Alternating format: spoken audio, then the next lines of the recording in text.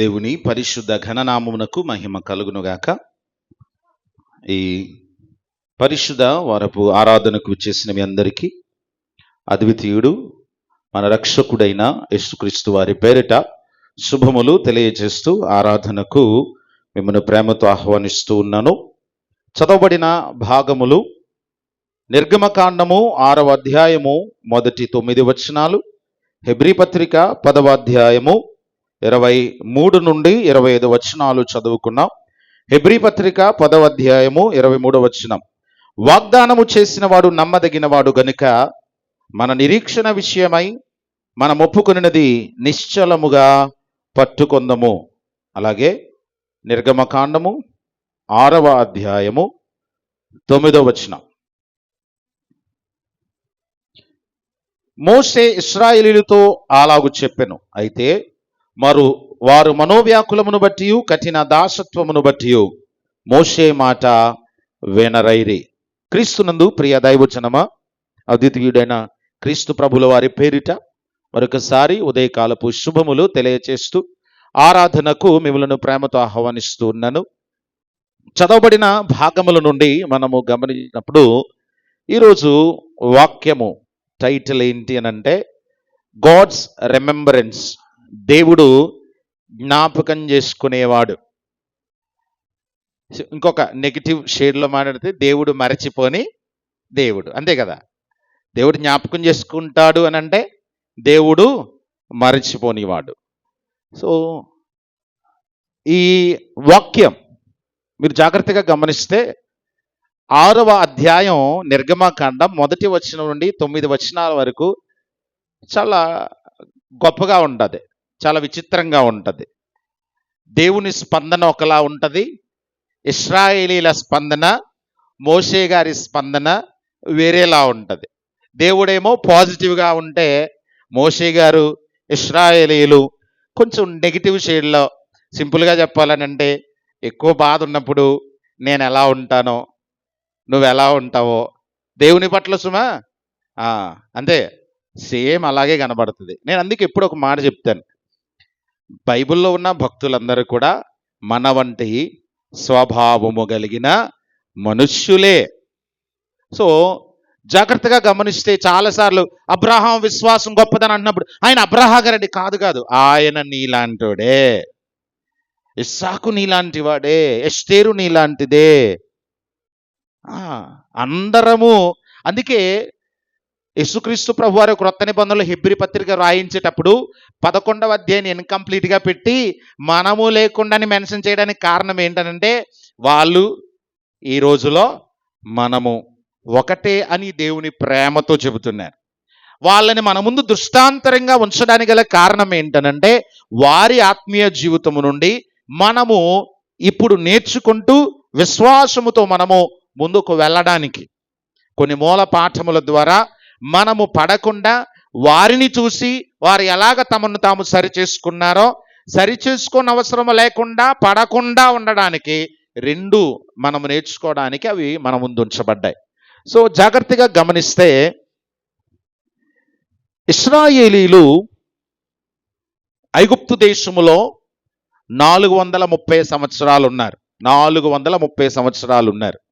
ఈ 430 సంవత్సరాలలో 430 సంవత్సరాలు బానిసత్వము కాదు. జాగ్రత్తగా గమనించండి. ఎందుకనంటే వారు ఐగుప్తు దేశంలోనికి అడుగు పెట్టేసరికి వారి సహోదరుడైన యోసేపు గారు ఐగుప్తు దేశానికి నాయకుడిగా ఉన్నారు. ఆయన నాయకుడిగా ఉన్న కారణం చేత వారికి వచ్చిన శ్రమ కానీ బాధ కానీ ఏమీ లేదు. వారు ఉన్న దేశమునకు కానీ, వారున్న భూమికి కానీ, వారి నివాసం ఉన్న ఇంటికి కానీ, వారి పశువులకు అవుతున్న మేతకు కానీ, మరి దేనికి కూడా పన్ను కూడా కట్టనవసరం లేకుండా ఐగుప్తు దేశములో కరువు ఉండినంత కాలము, యోసేపు బ్రతికినంత కాలము, యోసేపును ఎరిగిన రాజులున్నంత కాలము వారు ఆ దేశమును సొంత దేశముగా, కరెక్ట్గా చెప్పాలనంటే ఐగుప్తీయుల కంటే కూడా ఎక్కువ అధికారికంగా స్వాస్యంగా ఫీల్ అయ్యారు ఐగుప్తు దేశాన్ని. అంత కంఫర్ట్ ఆ రోజుల్లో లేకపోతే అన్ని సంవత్సరాలు అక్కడ ఉండగలిగే ఆశ వారికి కలిగేది కాదు. సో జాగ్రత్తగా గమనిస్తే ఇశ్రాయేలీలు అనగా యాకోబు ఆయన కుమారులు వారి సంతానము 70 మందిగా వెళ్ళారని వాక్య చరిత్ర మనకు తెలియజేస్తూ ఉంది. ఈ 70 మంది యోసేపును కలుసుకునే సమయానికి, యోసేపు దగ్గరకు వెళ్ళే సమయానికి ఆయన 39-40 సంవత్సరాల వయస్సు కలిగిన వాడు. ఆయన పూర్తి వయస్సు 110 సంవత్సరాలు. సో 40 సంవత్సరాలు రౌండ్ ఫిగర్ వేసుకుంటే 70 సంవత్సరాలు యోసేపు ఆయన అధికారములో ఉండి ఇశ్రాయేలును చక్కగా పరిపాలన చేశారు. సో ఇంకొక 70 సంవత్సరాలకి ఇంకొక 2 జనరేషన్స్ అనుకుంటే తక్కువలో తక్కువ, ఒక జనరేషన్ అంటే 40 years అని పిలుస్తారు. సో అలాంటిది 2 generations అని అంటే 80, అంటే కనీసం ఒక 60 వేసుకుంటే 70కి 60 కలపండి ఎంత అమ్మా? 130. ఇప్పుడు 430లో నుంచి 130 తీసేయండి. అంటే యోసేపును ఎరుగని రాజులు ప్రారంభమైంది 130 సంవత్సరాల తర్వాత నుంచి. అప్పటి నుంచి వారు ఎవరో వస్తారు, యెహోవా మమ్మల్ని జ్ఞాపకం చేసుకుంటాడు, యెహోవా మమ్మల్ని జ్ఞాపకం చేసుకొని నిశ్చయంగా మా పితరులైన అబ్రాహాము, ఇస్సాకు, యాకోబులు అనబడిన వారికి వాగ్దానము చేసిన వాగ్దాన దేశానికి మమ్మల్ని నడిపిస్తారని నిరీక్షణతో కూర్చున్నారు. సరే, 140వ సంవత్సరం వచ్చింది, 150వ సంవత్సరం వచ్చింది, 200 వస్తుంది. ఈ టైం పెరిగే కొద్దీ సమస్య తీవ్రత ఏమైపోతుంది? ఐగుప్తీయులకు వీరి మీద ద్వేషం ఏమైపోతుంది? పెరిగిపోతుంది. వీళ్ళకి నష్టం పెరుగుతుంది. స్వతంత్రులుగా బ్రతికిన వీరి జీవితంలో దాసులుగా, బానిసలుగా మారిపోతున్నారు. క్రమక్రమముగా అధికారము పోయింది వీరికి, పూర్తిగా దాసులుగా మారిపోయారు. ఎంత ఘోరమైనటువంటి దాసత్వములోనో వారు బ్రతికి ఇక చివరికి వారి గర్భమున పుట్టినటువంటి వారి సంతానమునకు, వారి కుమారులకు, వారి కుమార్తెలకు కూడా క్షేమము లేనంతగా, తినడానికి తిండికి సమయము లేనంతగా కష్టపడతారు, కానీ సమయానికి భోజనము, సరిపడిన కంఫర్ట్ ఏమీ లేదు. కష్టం మిగులుతుంది తప్ప ప్రతిఫలము వారి జీవితంలో చూడలేకపోతున్నారు. ఇలాంటి పరిస్థితుల మధ్య సుమారుగా వారు ఐగుప్తు దేశములో 300 సంవత్సరాలు బానిసత్వంలో అలాగా మూలుగుతూ మూలుగుతూ మూలుగుతూ మూలుగుతూ మొరపెడుతూ యెహోవా, అబ్రాహాము, యెహోవా కాదు, అబ్రాహాము, ఇస్సాకు, యాకోబులు అనబడిన మా పితరుల దేవా, నువ్వెవరో తెలియదు మాకు. అబ్రాహాము దేవుడివి అని అన్నాడు, ఇస్సాకు దేవుడివి అని అన్నారు, యాకోబు దేవుడివి అని అన్నారు. ఆ దేవుడవు నువ్వు ఎక్కడున్నావయ్యా? ఒక్కసారి మమ్మల్ని జ్ఞాపకం చేసుకో. ఏమైనా చేయగలిగిన వాడివి, మా స్థితిగతులను మార్చగలిగిన వాడివి అని మా పితరులు చెప్పారు. ఏంటి మా స్థితి అని ప్రశ్నలతో ఉన్నారు. ఇక్కడ ఇంకొక అద్భుతమైన విషయాన్ని జ్ఞాపకం చేస్తాను. 300 సంవత్సరాలు క్రమక్రమముగా శ్రమ పెరిగిపోతూ వస్తున్నప్పుడు వారికి ప్రవక్త లేడు, వాక్యం లేదు, ధర్మశాస్త్రము లేదు, దర్శనము లేదు, ప్రవచనం లేదు, యాజకుడు లేడు, రాజు లేడు, నాయకుడు లేడు. బానిసత్వము తప్ప, కన్నీరు తప్ప, మూలుగు తప్ప, ఒంటరితనము తప్ప, ప్రసవ వేదన తప్ప, నిరాశ తప్ప, నిస్పృహ తప్ప, ఓటమి తప్ప ఏ ఆధ్యాత్మికంగా బలపడటానికి ఏ అవకాశము లేదు. వారి విశ్వాసమును పురికొల్ప చేసుకునే అవకాశం వారి జీవితంలో లేదు. మరి 300 సంవత్సరాలు బానిసత్వములో ఎలాగా వారు కాలము గడపగలిగారు? ఒక సోర్స్ ఏదో ఒకటి ఉండాలి కదా. ఇప్పుడు దేవుణ్ణి నమ్మటానికి ఖచ్చితంగా ఒక ఆధారం, నిన్ను ఆయన కలుసుకునేటప్పుడు, నీకు ఆయన ప్రత్యక్షమైనప్పుడు, నీకు ఆయనకి మధ్య ఒక అద్భుతమైన సంబంధం ఏర్పడిన తొలి సమయము ఎప్పటికీ ఆ ఒక్క అద్భుతమైన ప్రత్యక్షతను తలుచుకొని, ఒకవేళ నీ జీవితంలో నువ్వు ఆశించినటువంటి రీతిగా నీ జీవితం అందంగా లేకపోయినా కూడా ఆ మొదటి ప్రత్యక్షతను పట్టుకునే విశ్వాసంతో నువ్వు ముందుకు వెళ్తున్నావు కదా, ఆ ప్రత్యక్షత ఏదో ఒకటి వారికి ఉండాలి కదా. మనకైతే ఉంది కదా. మొదటి ప్రత్యక్షత ఉంది, మొదటి ఆసక్తి. ఒకసారి జ్ఞాపకం చేసుకుంటే మొదట్లో చాలా అనుభవాలు ఉంటాయి. సో ఇశ్రాయేలీలకు అది లేదు. దేవుని స్వరం డైరెక్ట్గా వినడం కానీ వాక్యం ద్వారా వినడం ఏ అనుభవం లేదు. కానీ వారు ఆ 300 సంవత్సరాలు దేనిని బట్టి నిరీక్షణ కలిగి బ్రతికారు? వారికి ప్రసంగం చేసింది ఏంటి? ఎవరు మాట్లాడారు వారి మధ్యలో? అంత నిరీక్షణ కలిగి వారు ఉండడానికి వారికి సహాయం చేసింది ఎవరు అని ఆలోచిస్తే ఒక్కటి ఉంది. ఏంటి చెప్పండి? ఒకే ఒక్క సోర్స్. మనం దాన్ని భయంగా ఫీల్ అవుతాం. మనం ఆ పేరు పలకడానికి కూడా కొంచెం ఆలోచిస్తాం, అశుభంగా భావిస్తాం. అదేంటో తెలుసా? యోసేపు శవపేటిక. యోసేపు శవపేటిక ఇశ్రాయేలీలతో మాట్లాడింది.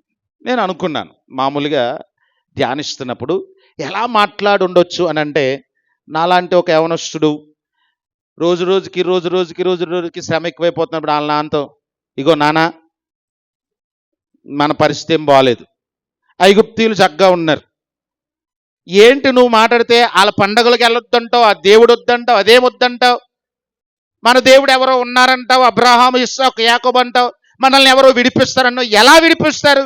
ఒక సోర్స్ నాకు చూపించు అని అంటే 70 మీద ఒకటి ఇచ్చి రా అని చెప్పి తీసుకొచ్చి, ఇదిగోరా. ఏంటిది? ఇదేంటో తెలుసా? మన నాయకుడైన యోసేపు సమాధి కాదు, శవపేటిక.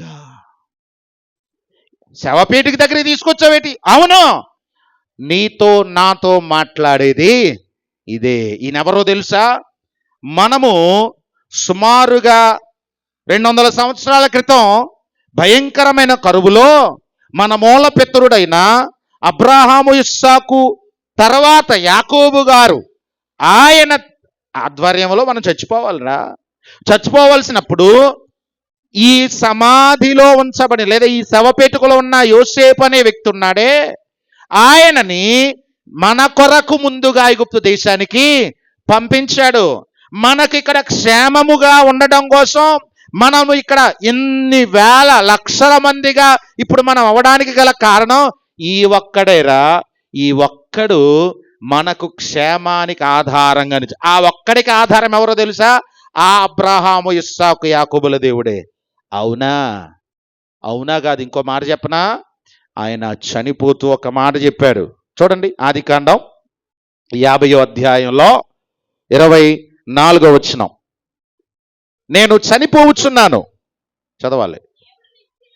ఆ దేవుడు నిశ్చయముగా మిమ్మల్ని చూడవచ్చి ఈ దేశము నుండి తాను అబ్రహాము ఇస్సాకు యాకోబులతో ప్రమాణము చేసి ఇచ్చిన దేశమునకు మిమ్మును తీసుకొని పోవునని చెప్పిన మరి యోసేపు, దేవుడు నిశ్చయముగా మిమ్మును చూడవచ్చును, అప్పుడు మీరు నా ఎముకలను ఇక్కడ నుండి తీసుకొని పోవాలనని చెప్పి ఇశ్రాయేలు కుమారుల చేత ప్రమాణము చేయించుకొనెను.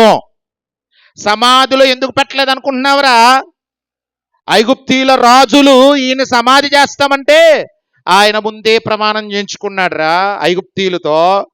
మనము మన ప్రాంతంలో షెకెములో సమాధి చేద్దామని అనుకుంటే అక్కడ కూడా ఇదిగో నన్ను ఈ అర్ధాంతరంగా తీసుకెళ్ళిపోవద్దు, దేవుడు మీ కొరకు ఒక ఆయన పంపిస్తాడు, దేవుడు ఖచ్చితంగా మిమ్మల్ని జ్ఞాపకం చేసుకుంటాడు, దేవుడు ఖచ్చితంగా ఆయన వాగ్దానమును నెరవేరుస్తాడు. ఆ నెరవేర్చాడు అనడానికి సాదృశ్యం నా ఎముకలు ఎక్కడి నుంచి ఎక్కడికి వెళ్తాయి? కనాను వాగ్దాన దేశానికి వెళతాయి. అవి కదలకపోతే దేవుడు మిమ్మల్ని జ్ఞాపకం చేసుకోలేదని.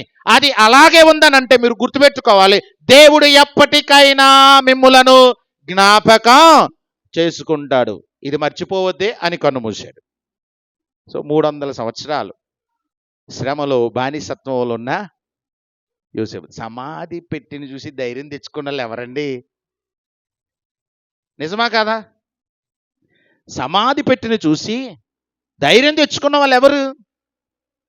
మౌనంగా ఉన్న యోసేపు ఎముకలు మౌనములో నుండి గొప్ప నిరీక్షణ సందేశాన్ని వినిపిస్తూ ఉంటే ధైర్యంగా ఉన్నారు, ఏడుస్తున్నారు, ప్రసవ వేదన పడుతూ ఉన్నారు.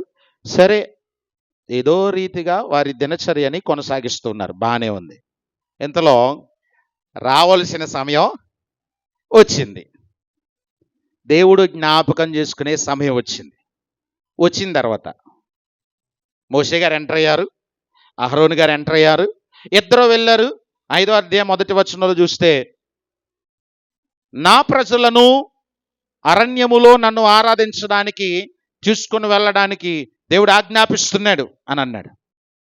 నేను పంపించడానికి, నేను అతని మాట వినడానికి యెహోవా ఎవడు? నేను ఆయన మాట విన్ను, ఇశ్రాయేలును పోనీయను. సరే, అంతటితో కాన్వర్జేషన్ అయిపోలా. సీరియస్గా ఫరో ఒక నిర్ణయం తీసుకున్నాడు. ఇదిగో, ఈ ప్రజలు సోమరులు అయిపోయారు, అందుకే అరణ్యముకి వెళ్ళి వాళ్ళ దేవుడికి భక్తి చేద్దాం అనుకుంటున్నారు. కనుక వాళ్ళకి తీరిక లేకుండా, దేవుని గురించి ఆలోచన లేకుండా, వారికి ఇస్తున్నటువంటి వనరులను ఆపేసి, వాళ్ళు ప్రతిరోజు అన్ని వనరులు మనం ఇస్తున్నాం, గడ్డి ఇస్తున్నాం, కీలు ఇస్తున్నాం, అన్నీ ఇస్తున్నాం కదా, ఇప్పుడు గడ్డిని ఆపేయండి, వనరులను ఆపేయండి. కానీ ఏ రోజు ఎన్ని ఇటుకలు ఇప్పటి వరకు తయారు చేశారో, ఏ సోర్స్ ఇవ్వకుండా ఇప్పుడు కూడా అన్ని ఇటుకలు తయారు చేయాలి. పని తగ్గకూడదు, ఫలితం తగ్గకూడదు, మీరేమీ ఇవ్వకూడదు. ఇప్పుడు చెప్పండి, మోషే అహరోనులు ఎంటర్ అయిన తర్వాత ఇశ్రాయేలీల సమస్య తీరిపోయింది కదా?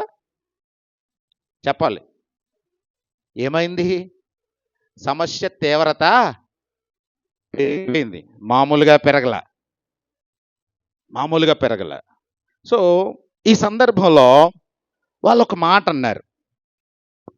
మోషే గారు, ఇశ్రాయేలీలు కూడా దేవునితో, మోషే అహరోనులతో.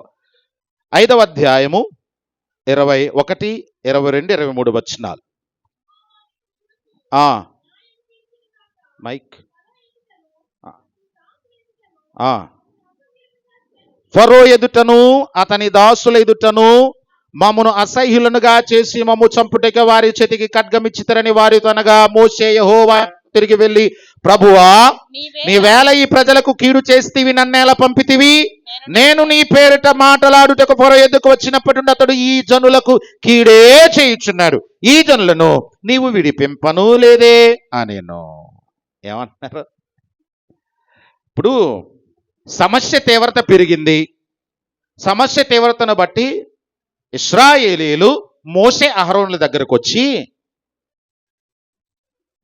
మీరు మమ్మల్ని, అదే ఒక మంచి సామెత ఉంటుంది,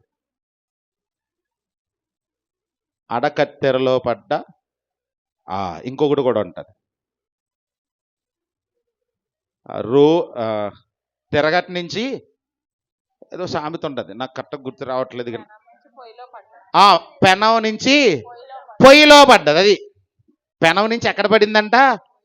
ఇప్పుడు వీళ్ళ పరిస్థితి ఎలా ఉంది? పెనం నుంచి పెనమే మాడిచేస్తుందంటే పొయ్య బొగ్గులా చేస్తుంది. ఇప్పుడు వీళ్ళ సమాధానం అలాగే ఉంది. అసలు మీరు ఎందుకు వచ్చారు? మీరు ఫరో దగ్గరికి ఎందుకు వెళ్ళారు? మమ్మల్ని ఏదో విడిపించేసి వీరులా మాట్లాడారు. ఇప్పుడు మాకున్న ఆ కొద్దిపాటి మనశ్శాంతి కూడా ఏదో ఆ సాయంకాలం, ఏదో రాత్రో 10 గంటలకు 12 గంటలకు వెళ్ళి, అమ్మా పిల్లలు భోంచేశారా, నువ్వు తిన్నావా అని నా భార్యతో ఏదో కాస్త ఒక మాట మాట్లాడి అసలు ఇంటికి వెళ్ళడానికి ఛాన్సే, మమ్మల్ని చాలా నాశనం చేస్తారంటారు. సీరియస్గా మోషే గారు వెళ్ళిపోయి దేవుని దగ్గరికి, నువ్వేం మాట్లాడావు నాతోని? ఏం సమాధానం ఇచ్చావు? నన్ను ఎందుకు పంపించావు? నేను వచ్చినప్పటి నుంచి, నేను ఫరో దగ్గరికి వెళ్ళినప్పటి నుంచి నా వలన ఈ ప్రజలకి కష్టాలే పెరిగినాయి. సరే, వాళ్ళ కష్టాలను చూసి ఏమన్నా స్పీడ్గా స్పందించేసి వెంటనే కార్యం చేస్తావంటే నువ్వు కనీసం విడిపించనే. ఇప్పుడు చెప్పండి, మనలాంటోడా మోషే కాదా? ఎన్నిసార్లు అనుకున్నావు కదా ఇలాగా? పెనవ నుంచి పొయ్యిలో పడిన అనుభవాలు వచ్చినప్పుడు ఎన్నిసార్లు అనుకున్నావో. అయినా కానీ ఇక్కడ నువ్వు గమనించాల్సిన విషయం ఏంటంటే, అయినా కానీ నువ్వు దేవుని అనేక సార్లు ఇలాగా బలహీనంగా విమర్శిస్తూ తోలనాడుతూ, కొన్నిసార్లు కోపంతో అలిగి, రోజు, గంట, నెల రోజులు, కొన్నిసార్లు సంవత్సరం కూడా చర్చికి వస్తావు, వెళ్తావు, అన్నీ చేస్తావు, కానీ దేవునితో మాట్లాడవు. అంత భీష్మించుకున్నప్పుడు దేవుడు కొన్నెర్ర ఎందుకు చేయలేదు చెప్పండి?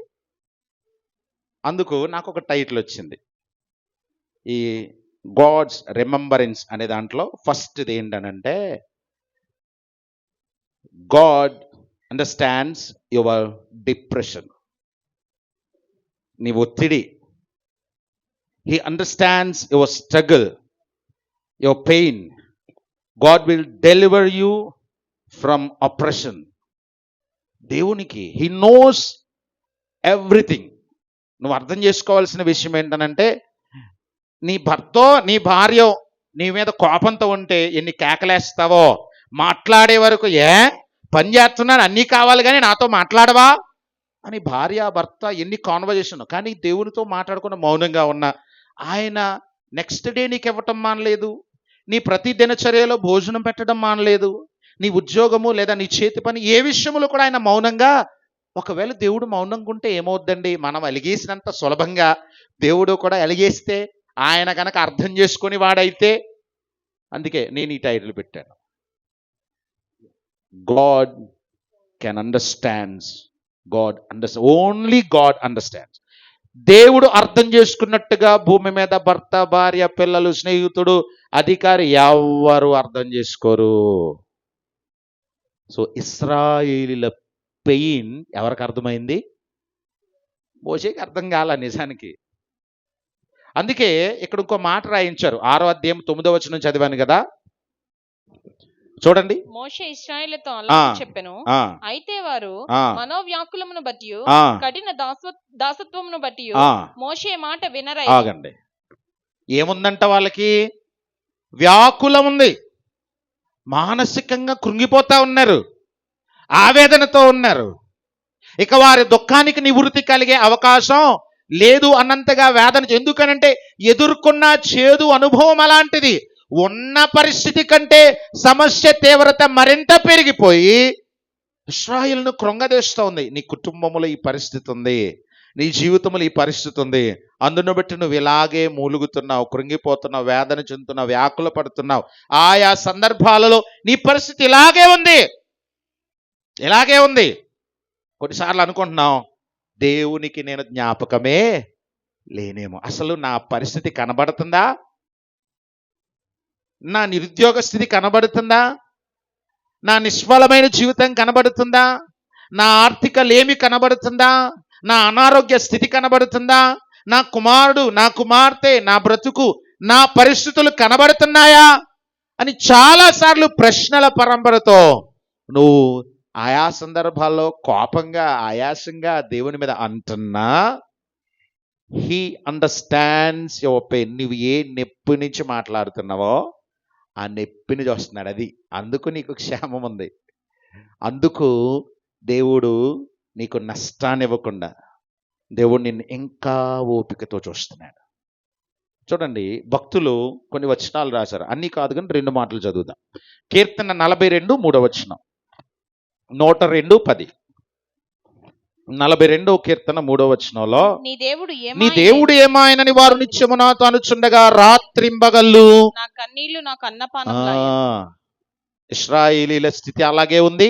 కొన్ని సందర్భాల్లో ప్రశాంతంగా పడుకుని ఉలిక్కిపడి లేస్తున్నాం, సడన్ గా ప్రశాంతంగా నిద్రపోయావు, సడన్ గా థింగ్స్ కనబడ్డాయి, ఉలిక్కి పడ్డావు, ఏమీ మార్పు లేదా? అయ్యా, ఇంకా లేచిన తర్వాత 1 గంటో 2 3 కంటికి నిద్ర రావటంలా, ప్రశాంతత లేదు, ఎంతో ఒత్తిడిని ఫేస్ చేస్తున్నాం. ఆ సందర్భంలో నీ మనోవేదన, నీ కన్నీరు నువ్వు కంట్రోల్ చేసుకుందామన్నా ఎక్కడ మళ్ళీ భర్తకు, భార్యకు, బిడ్డలకు వినబడదని పక్కకి వెళ్ళిపోయి ఒంటరిగా కొన్నిసార్లు వాష్రూమ్లో కూడా ఏడ్చిన సందర్భాలు ఉన్నాయి. అవన్నీ చూడండి, ప్రభు అన్నాడు రాత్రింబగళ్ళు నా కన్నీళ్ళు. ఎందుకనంటే మనోవ్యాకులము, చింత, వేదన ఆయనకు తెలుసు.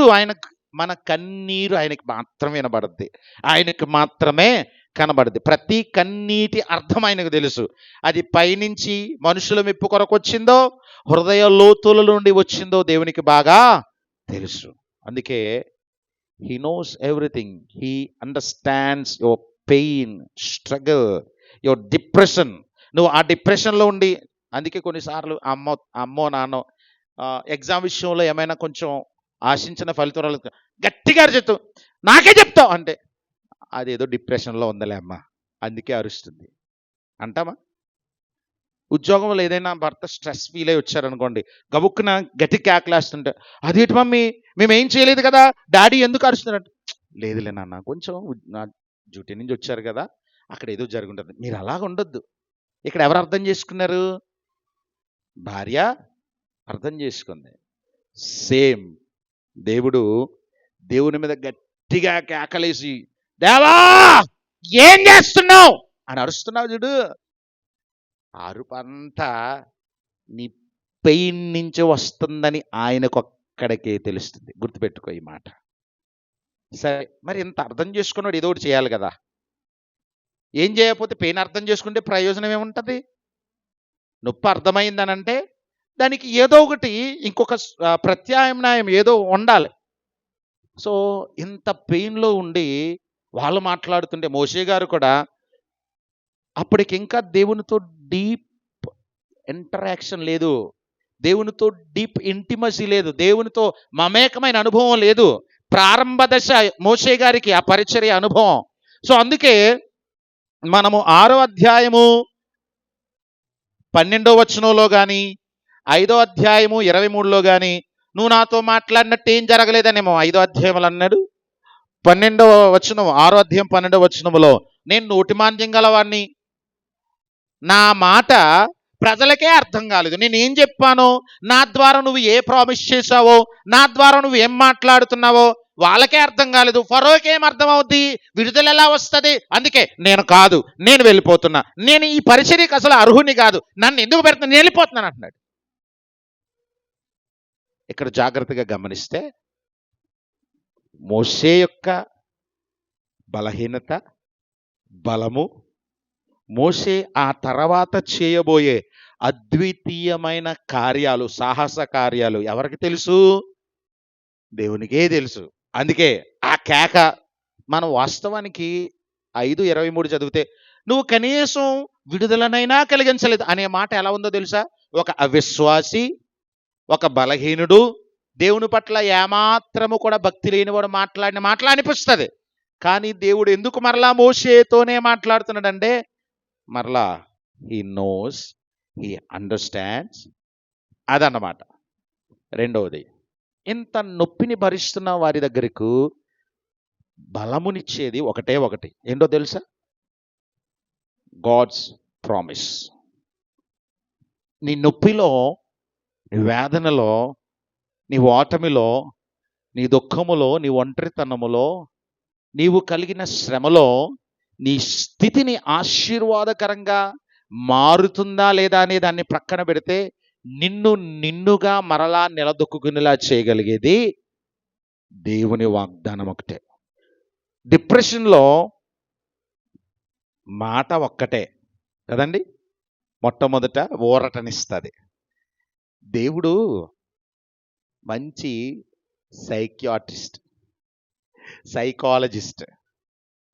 ఆయన డాక్టర్ మాత్రమే కాదు, ఆయన మనస్తత్వ శాస్త్రవేత్త. అది గుర్తుపెట్టుకో.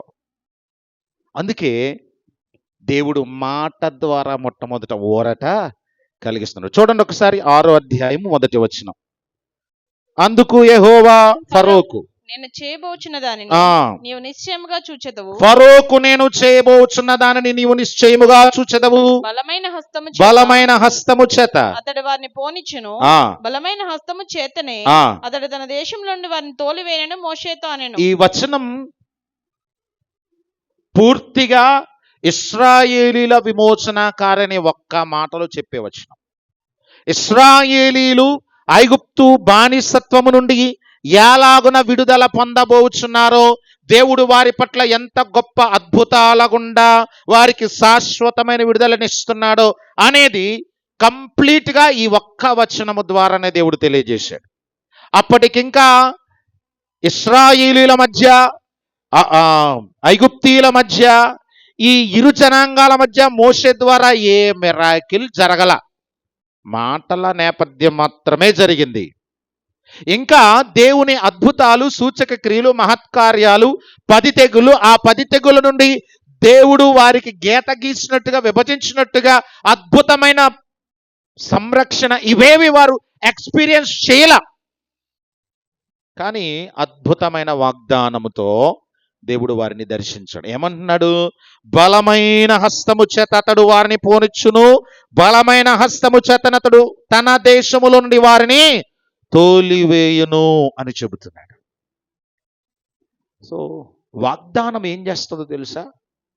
నీ బాధలో, నీ దుఃఖములో, నీ ఒంటరితనములో, నీ ఓటమిలో, నిరాశలో, నీ కన్నీరులో దేవుని సన్నిధికి వస్తావు కదా, మోకరిస్తావు కదా, తల నిమిరి అమ్మా నేనున్నాన్రా అని అమ్మో నాన్న మాట్లాడతారు కదా, అలాగున నీకు ఒక అద్భుతమైన ధైర్యాన్ని ఇస్తుంది.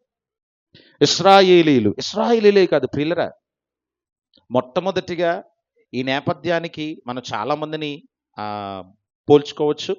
అబ్రాహాము గారి జీవితాన్ని మనం జ్ఞాపకం చేసుకుంటే, అబ్రాహాం గారు ఏమన్నా డిప్రెషన్కి వెళ్ళిన సందర్భం లేదా నిరాశ స్థితిలో మాట్లాడిన సందర్భం ఎక్కడన్నా ఉందా? ఏమండి? ఉంది. 15 అధ్యాయంలో ఆయన అంటాడు, నాకు ఏమి ఇచ్చిననేమి నాకు సంతానం లేదే అంటున్నాడు ఆయన. నేను అందుకే స్టార్టింగ్లో ఒక మాట అన్నాను, వారును మన వంటి స్వభావం కలిగిన అబ్రాహాం కూడా విశ్వాసులకు తండ్రే. ఆయన కూడా ఒకనొక సందర్భంలో కొంచెం డిప్రెస్ ఫీల్ అయ్యారు.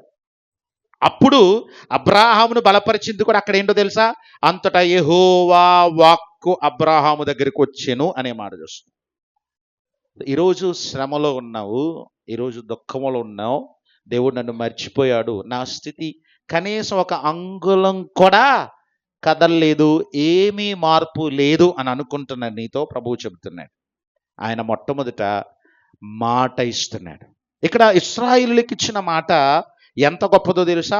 6వ వచనం నుండి 8వ వచనం వరకు 7-fold promise. 7-fold promise. 7 I wills ఉన్నాయి ఇక్కడ.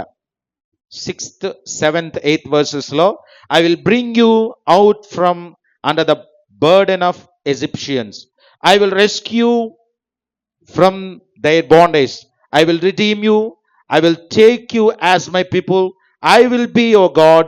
I will bring you into the land. I'll give it to you as a heritage.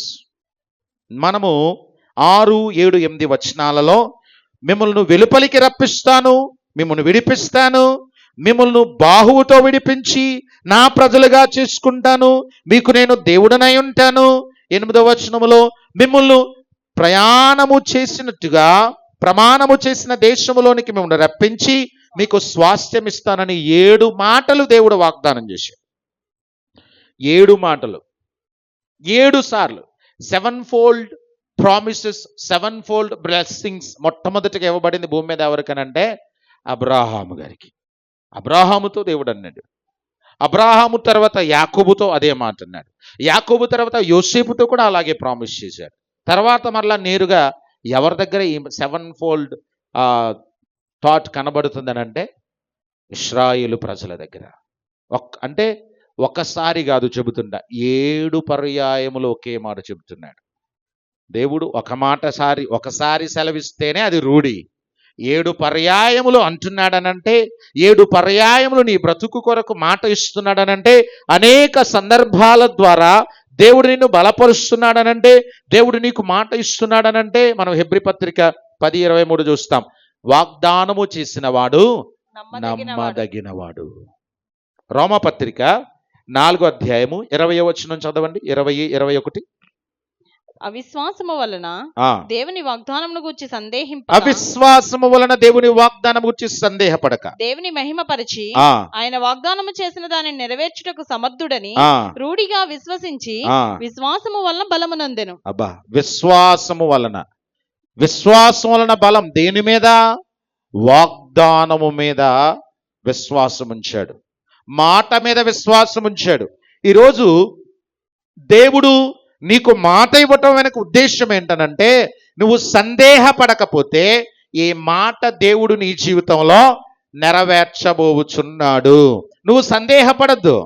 అబ్రాహాము సందేహపడలా. అబ్రాహాము ఆ క్వశ్చన్ మార్క్ వెళ్తున్నప్పుడు దేవుడు అన్నాడు, ఆకాశ నక్షత్రాలని చూడు, ఇసుక రేణువులను చూడు, నీ గర్భవాసమున పుట్టే సంతానము ఎలాగున వర్ధిల్లుతుందని దేవుడు చెప్పాడు. నిశ్చయముగా ఆ వాగ్దానం నెరవేర్చబడింది గనుక దేవుడు వారితో మాట్లాడుతున్నాడు. ఏ సందర్భాన్ని బట్టి మాట్లాడుతున్నాడు తెలుసా? చూడండి, నిర్గమకాండము 6వ అధ్యాయములో 5వ వచనం. ఐగుప్తీయులు దాసత్వమునకు లోపరిచిన ఇశ్రాయేలీయుల మూలుగును విని నా నిబంధనను జ్ఞాపకం చేసుకుని ఉన్నాను. ఏం విన్నట్ట? నేను అదే అంటున్నా, నీ మూలుగు, నీ కన్నీరు నాకు భలే ధైర్యాన్ని ఇస్తుంది ఈ మాటలు, ఇలాంటి మాటలు చదువుతున్నావు. అవును కదా, కొన్నిసార్లు ఏమండి ఎందుకు అలా ఉంది మాకు మనం అడుగుతాం స్నేహితుడిని, లేదా భార్య భర్తని, భర్త భార్యని. ఏమీ లేదు, కొంచెం ఏదో తెలియదు కానీ ఎక్కడి నుంచో బాధ ఉంది అనిపిస్తూ ఉంటుంది. ఆ పెయిన్ తాలూకా రీజన్ కొన్నిసార్లు మనకు తెలియకుండానే మనం బాధగా ఉంటాం, కానీ ఎక్కడ వెతికినా ఎందుకు నా మనసులా టెన్షన్గా ఉంది, వేదనగా ఉంది, ఎక్కడ అని క్వశ్చన్ మార్క్ ఉంటుంది. అంటే నీ మూలుగు యొక్క లేదా నీ వేదన యొక్క రీజన్ నీకే తెలీదు, కానీ దేవునికి మాత్రం తెలుసు. అందుకే నీకు మాట ఇస్తా ఉన్నాడు ఈరోజు. అబ్రాహాముకు మాట ఇచ్చాడు. ఆదికాండం 17వ అధ్యాయంలో నా సన్నిధులు నడుచు నిందారహితుడిగా ఉండు, నేను సర్వశక్తి కలిగిన దేవుడను. ఎప్పుడైతే దేవుడు మాట ఇచ్చాడో మాట ప్రకారం నమ్మాడు, దేవుడు దర్శించాడు. ఆ మాటను బట్టి ధైర్యంగా ముందుకెళ్ళిపోయాడు. ఇష్మాయేలు సంగతి పక్కన పెట్టు అన్నాడు. ఇష్మాయేలు కాదు, నేను ఏదైతే మొదటి నుండి మాట ఇస్తున్నానో ఆ మాటనే నేను ఇప్పుడు చెప్తున్నా. శారమ్మ ద్వారానే నీకు పిల్లలు పుడతారు, అంతే. నీ మళ్ళీ ఇష్మాయేలు ఇంక ఏం మాట్లాడద్దు అని అన్నాడు. 17వ అధ్యాయం చదవండి కావాలంటే. నవ్వాడు అబ్రహాం గారు. నన్ను చాలాసార్లు శారమ్మ కాదు, ముందు అబ్రహాం గారు ముసలోని నా ముసలిది నవ్వుకున్నాడు ఆయన. అందుకే నేను అంటున్నాను, ఆయనకి మన నవ్వు వెనక అర్థం అది వెకిలి నవ్వు కాదు. నా వయసు ఏంటి, నేను కొడుకుని ఎత్తుకోవడం ఏంటి, ఎవడో ఒకడు పుట్టేశాడు కదా అని అనుకుంటుంటే. అందుకే దేవుడు అంటున్నాడు, వాగ్దానం నీ కొరకే చేస్తున్నాడు, నీతో మాట్లాడుతున్నాడు, విడిపిస్తానన్నాడు. ఖచ్చితంగా బలమైన హస్తముతో విడిపిస్తానన్నాడు కదా. నీ జీవితంలో కూడా బలమైన కార్యము దేవుడు చేయబోతున్నాడు. ఎందుకో తెలుసా? 118వ కీర్తన 16వ వచనం. యెహోవా దక్షిణ హస్తం మహోన్నతమాయెను. యెహోవా దక్షిణ హస్తము మహోన్నతమాయెను. యెహోవా దక్షిణ హస్తము సాహస కార్యములను చేయు. దేవుడు సాహస కార్యములు చేయగలిగిన దేవుడు. ఆయన దక్షిణ హస్తము సాహసోపేతమైనది. అలాంటి గొప్ప కార్యాలు ఎవరు చేయలేరు. ఎందుకనంటే ఎర్ర సముద్రమును 2 పాయలుగా చేసిన హస్తం అది. ఆరిన నేల మీద ఒక్క ప్రాణికి కనీసం నేను చాలాసార్లు ఈ సందర్భం కూడా చెప్తే జ్ఞాపకం చేస్తాను. 10 కమాండ్మెంట్స్ దయచేసి వీలైతే పిల్లలకు చూపించండి. ముఖ్యంగా రెడ్ సీ డివైడ్ అవ్వడం, అందులో చిన్న బాతు పిల్లలు కూడా చక్కగా నడుచుకుంటూ వెళ్తే ఇశ్రాయేలీల బాతు పిల్ల కాదు, కోడి పిల్ల కాదు, మేక పిల్ల కాదు, ఏది కూడా ఎర్ర సముద్రములో మునిగిపోకుండా దేవుడు సంరక్షించాడు. అది దేవుని దక్షిణ హస్తపు కార్యం. ఇశ్రాయేలీలు మిడతలతో లేదా కప్పలతో లేదా నీళ్లు రక్తమవడం లేదా జోరీగలు ఎలాగ గోషేన్లో ప్రవేశించలేదు. ఉదాహరణకు అనుకుంటే ఈగలన్నీ పరిగెట్టుకు వెళ్ళిపోతుంటే ఒక తొంటరిగా అదేదో బాగుంది, పచ్చగా ఉంది, ఏటి అలాగ వెళ్ళిపోతున్నావు, అది గోషేనంట, దేవుడు చెప్పాడు, ఏమన్నా నాయకుడు చెప్పాడు, అర్థం కాలేదా, ఇట్లా వెళ్తే వెళ్ళావనుకో నీ నోటికి అయిపోతావు. ఇంకా తర్వాత నీ జనరేషన్ ఉండదు, చూసుకో. అవునా, అయ్య బాబాయ్ దేవుడు చెప్పాడా? మిడత కూడా అంతే. విచిత్రం గమనించండి, మిడతకి సరిహద్దు ఏంటి? నిజమే కదా, ఆలోచించారు ఒక్కసారి. నిజంగా ఆలోచిస్తే, నిజంగా మీరు గనక ఆ 10 తెగుళ్ళు ధ్యానిస్తూ ఉంటే అసలు మనకున్న ఏ సమస్య అయినా దేవుడు నిశ్చయంగా తీసివేయగల సమర్థుడు, నా స్థితిని మార్చగల సమర్థుడు, నేను ఆయన జ్ఞాపకములో ఉన్నాను అనే ధైర్యం నీకు వస్తుంది. సింపుల్గా 3 రోజులు పగలు రాత్రి లేకుండా చేశాడు దేవుడు. పోనీ మిడతలో కప్పలు అంటే ఏదో సరిహద్దు అనుకుందాం. వెలుగుకి చీకటికి సరిహద్దు ఏంటండి? సాధ్యమా అసలు? సాధ్యమా? నాకైతే సాధ్యం కాదు. మొత్తం లైట్లన్నీ ఆపేసి ఒక్క క్యాండిల్ వెలిగిస్తే క్యాండిల్ చుట్టూనే వెలుగు వస్తుందా? చర్చ్ అంతా నెమ్మదిగా వెలుగు వ్యాపించేస్తుందా? మరి ఇశ్రాయేలీలకు మాత్రం పగలు రాత్రి ఉండి, ఐగుప్తీయులు, అది కూడా ఐగుప్తు దేశమే, మరలా విచిత్రం. గోషేను అనేది ఐగుప్తులో ఒక భాగం. ఇశ్రాయేలీలో పశువులు కానీ, ఇశ్రాయేల్ అనబడినది ఏదో అక్కడ లైటింగ్ ఉంటుంది, పగలు ఉంటుంది, రాత్రి ఉంటుంది. వీళ్ళకి మాత్రం 3 రోజులు ఎక్కడో అక్కడే ఆగిపోయారంట, ఫరోతో సహా. అందుకే చెప్తున్నాడు దేవుడు, నీకు మాట ఇస్తున్నాడు, బలమైన హస్తముతో నీ పక్షంగా వ్యాజ్యం ఆడబోతున్నాడు. ఇంకొక మాట చదివి 3వ పాయింట్కి వెళ్ళిపోదాం. ఎందుకు అనంటే 107వ కీర్తన చదివాం కదా, 6వ వచనం. కష్టకాలమందు వారు యెహోవాకు మొర్రపెట్టిరి, ఆయన వారి ఆపదలలో నుండి వారిని విడిపించును. 9వ వచనం. ఏలయనగా ఆశగల ప్రాణమునైన తృప్తిపరచి ఉన్నాడు, ఆకలి గొనిన వారి ప్రాణమును. అందుకే మొట్టమొదటిది, he understands your pain, he knows everything. రెండవది, he promised for your circumstances. నీ పరిస్థితులన్నిటి కొరకు దేవుడు ఒక మాట ఇస్తా ఉన్నాడు. నీ స్థితి మారబోతుందనే మాట ఇస్తున్నాడు. నువ్వు దేని కొరకైతే ఏడుస్తున్నావు, నీ కన్నీళ్ళు. 102వ కీర్తన చదవాలి యాక్చువల్గా, 12వ వచనంలో, నా పానీయముతో నా కన్నీళ్లను కలుపుకొని తాగేస్తున్నాను అంటున్నాడు కీర్తనాకారుడు అక్కడ. నీ జీవితంలో కూడా అలాగే ఉందేమో, పానీయముతో కన్నీళ్ళు.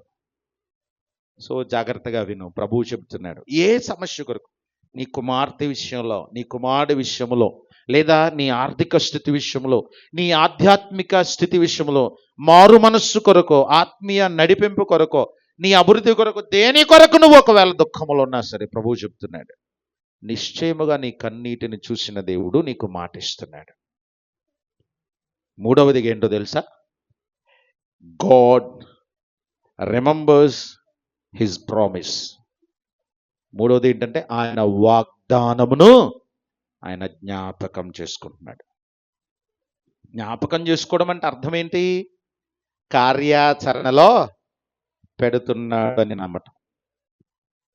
నువ్వు దేని కొరకైతే నిరీక్షణతో ఎదురు చూస్తున్నావో ప్రభు చెబుతున్నాడు.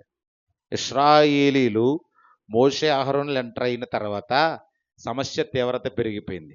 నీకు ఇక్కడ ఒక చిన్న సిగ్నల్ ఏంటనంటే, దేవుడు నీ పట్ల ఒక అద్భుత కార్యం చేయబోతున్నాడనంటే నువ్వు గమనించాలి. దేవుడు దగ్గర అవుతున్నప్పుడు, మరొక ఛాన్స్ అపవాదికి ఉండదని గ్రహించినప్పుడు, వాడు తీవ్రమైన స్థాయిలో నీ మీద దాడి చేస్తాడు. ఉదాహరణకి క్రొత్త నిబంధనలో దయ్యము, మోగదైన చెవిటి దయ్యం పట్టినవాడు, లేదా అపవిత్రాత్మ పట్టినవాడు, వారిని యేసు ప్రభు వారు ఒక్క మాటతో గద్దిస్తే వెంటనే వాడిని విలవిలలాడించి, ఏంటి విలవిలలాడించడం అంటే, ఇంకొక సెకండ్ ఛాన్స్ ఆ వ్యక్తి మీద అపవాదికి లేదు గనక, ఉన్న ఆ చివరి క్షణం వాడిని ఏం చేయాలని వాడి ఉద్దేశం.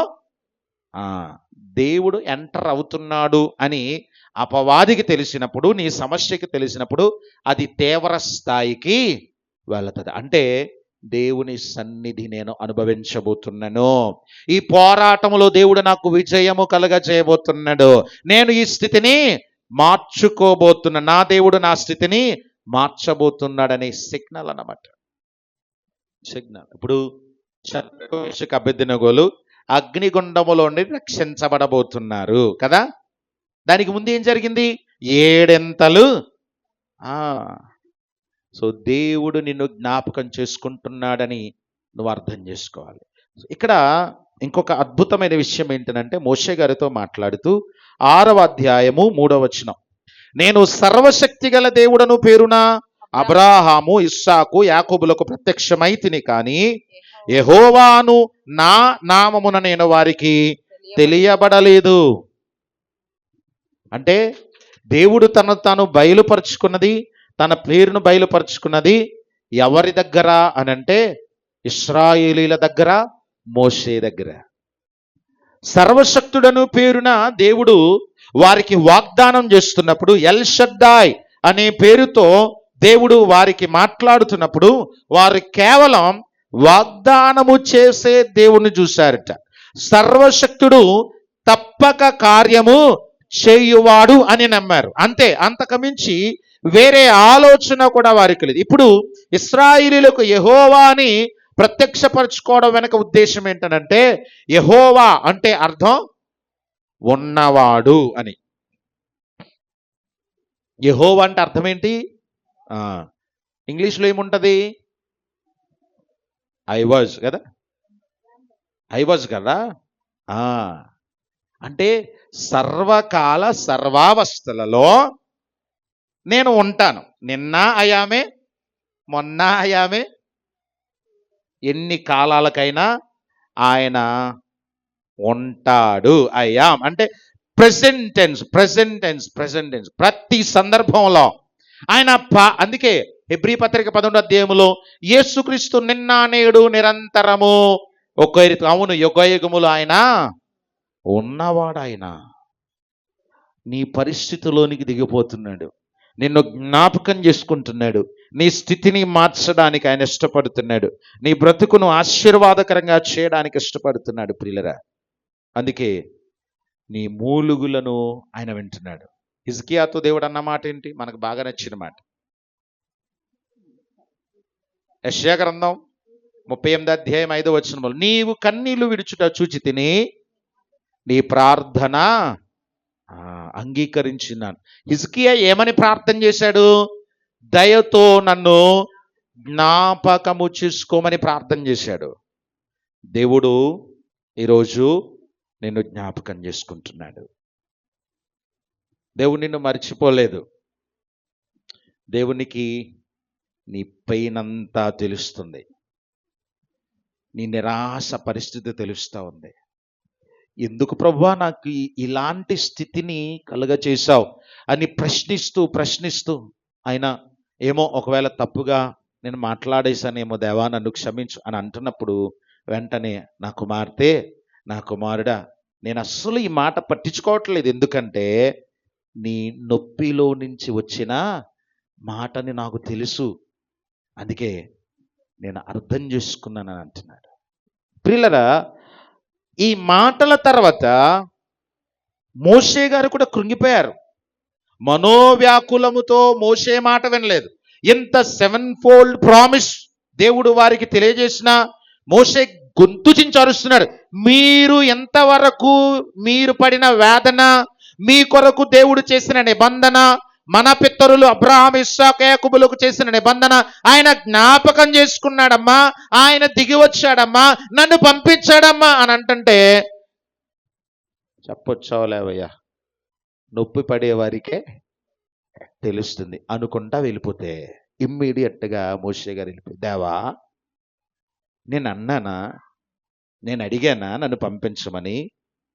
నాకు యాక్చువల్గా శక్తి లేదు కదా, మాట్లాడడానికి జ్ఞానం లేదు కదా అని అన్న మోషే నిర్గమాకాండం 14వ అధ్యాయానికి వచ్చేసరికి ఏమి కమాండ్ చేస్తున్నాడో, ఇక్కడేమో భయపడిపోయాడు, అక్కడ అంటున్నాడు, ఓరక నిలుచుండి చూడుడి, యెహోవా నేడు మీ పక్షంగా చేయు కార్యమును ఓరక నిలుచుండి చూడుడి. ఏమంటున్నాడు? అక్కడ నత్తి లేదు, అక్కడ భయం లేదు, అక్కడ ఐగుప్తు సైన్యం ముందు, ఫరో ముందు బెదురు లేదు. కారణం ఏంటనంటే బలమైన దేవుని హస్తాన్ని మోషే అనుభవించాడు. అదే రీతిగా ఎర్ర సముద్రమును 2 పాయలు చేశాడు. ఈరోజు నీ జీవితం అద్భుతం కొరకు, ఆశీర్వాదం కొరకు ఒక్క మిరాకిల్ నా జీవితంలో జరిగితే ఈ స్థితి మారుతుంది కదా అని అనుకుంటున్నాం. మోషే కూడా అలా కంగారుపడి అడిగేశాడు, నువ్వేమి కనీసం విడిపించలేదు అనేశాడు. దేవా ఇప్పుడే చెయ్యి, యేసునామములో ఇప్పుడు కలుగునుగా అంటున్నావు, కానీ కదలట్లా. కారణం ఏంటనంటే దెర్ ఈస్ టైం. అంతవరకు నువ్వు నిరీక్షణతో బ్రతకడానికి అవసరమైంది ఏంటో తెలుసా? ప్రామిస్. అందుకే ఇన్ని రోజులుగా నువ్వు ఏదో స్థితితో వస్తుంటే ఆయన నీ కొరకే మాట్లాడుతున్నాడు. అదన్నమాట. నీ కొరకు ఎందుకు మాట్లాడుతున్నాడంటే నువ్వు ఆగిపోకూడదు. ఆయన కార్యం నీ పక్షంగా ఉంది. అది పొందుకునేంత వరకు నీ విశ్వాసం క్యారీ చేసుకుంటూ వెళ్ళాలి. దానికి కావాల్సింది విశ్వాస జీవితానికి ఔషధం ఏంటో తెలుసా? ప్రామిస్. ప్రామిస్ నుండే ఫెయిత్ పుడుతుంది.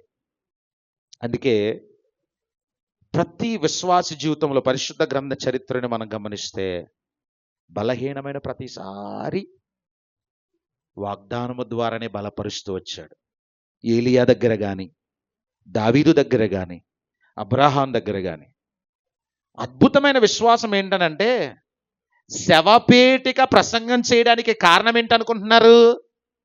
యోసేపుకు అలాంటి ప్రత్యక్షత లేదు. ఏ ప్రత్యక్షత?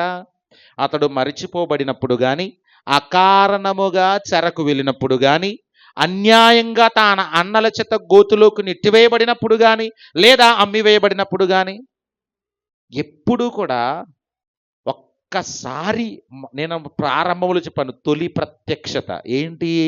2 కలలు చూశాడు. అప్పటి నుంచి యెహోవాకు విరోధంగా నేను పాపము చేయకూడదని నడుము కట్టాడు, భక్తి చేశాడు. మధ్యలో యెహోవా మాట్లాడినట్టు ఆనవాలు కూడా లేదు. నేననే మాట ఏంటో తెలుసా? వాక్యాన్ని బట్టి ఆ మొట్టమొదటిసారి నీకు కలిగిన తొలి ప్రత్యక్షత చాలు నువ్వు నమ్మడానికి. ఇప్పుడు నా పరిస్థితి మారలేదని బలహీనంగా అవ్వకు. యోసేపు ఆ తొలి ప్రత్యక్షతను బట్టి సుమారుగా 17 సంవత్సరాలు చెరను అనుభవించాడు. దేవుడు మర్చిపోయాడా? మర్చిపోలేదు. ఆయన మార్చబోతున్నాడు.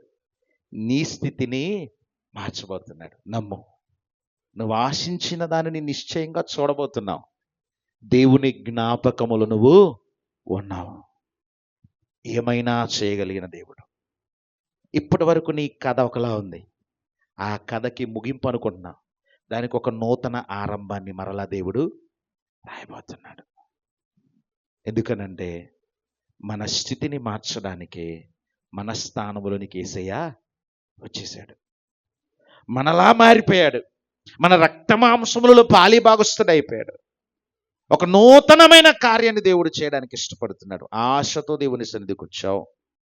నీ ఆశను నెరవేర్చి నీ ఇన్కంప్లీట్ని వాక్యము ద్వారా, వాగ్దానం ద్వారా కంప్లీట్ చేసి బలమైన హస్తముతో దేవుడు చేయబోతున్న కార్యమునకు నిన్ను ముందుకు నడిపించడానికి ప్రభువు ఇష్టపడుతున్నాడు. అట్టి గొప్ప కార్యములు అనుభవించడానికి, దేవుని జ్ఞాపకములో నువ్వు ఉన్నావు అని విశ్వాసముతో ముందుకు వెళ్ళడానికి, ఆ జ్ఞాపకమును బట్టి ఇశ్రాయేలీలు అనుభవించిన ఆశీర్వాదాలు, విడుదల కార్యాలన్నీ నీ జీవితంలో అనుభవించడానికి పరిశుద్ధాత్మ దేవుడు సహాయము దయచేయునుగాక. ఆమేన్.